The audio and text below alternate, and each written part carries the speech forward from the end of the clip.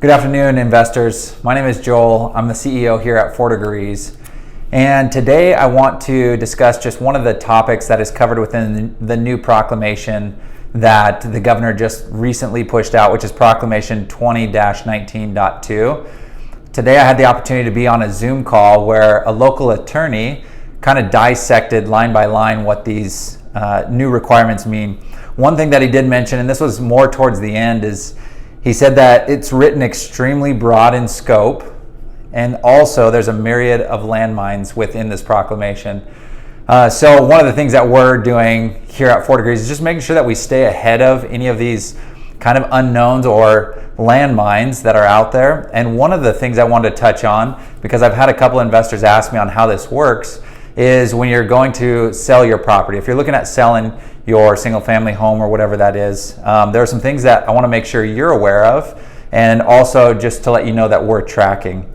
So if you're looking to sell, let's take a single family home for instance. If you're looking to sell your single family home and you're looking to change the tenancy, which basically means if you have a tenant in there right now and the buyer is going to be occupying that home when they purchase it, then you have to give the tenant a 120-day notice. So that's basically changing the tenancy of the property.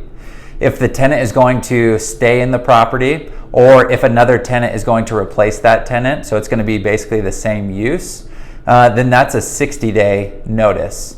And I know this can be very confusing. So what I would say is if you're in that situation, if you're one who's looking to potentially sell, or even if you're in the market for purchasing rental properties, I think it's important that you know the types of notices that are necessary to be given. So the attorney that was talking to us today, he heard of a case over in the Seattle area that due to the lack of the proper notice given, the landlord was on the hook for a $300,000 fine. To me, that sounds, it's insane. But what I want to make sure and do is, number one, make sure that you are aware of what the scenario looks like out there, what the market looks like when it comes to delivering these notices. And then also number two, at 4 Degrees, we want to make sure we're staying the most knowledgeable given kind of these daily or weekly updates or changes from the governor's office. So once again, those are two different types of notices. There's a 120-day notice that's required if the plan is to displace the tenant for an owner occupied. And then there's also a 60-day notice where either the current owner can come back and occupy, or it's going to either remain the same tenant or a different tenant, remain a rental essentially.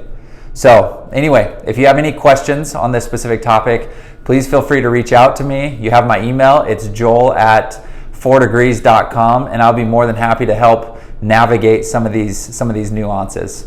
So until then, I hope you all have a great weekend. Remember to stay safe, stay healthy, and always stay engaged. Thanks.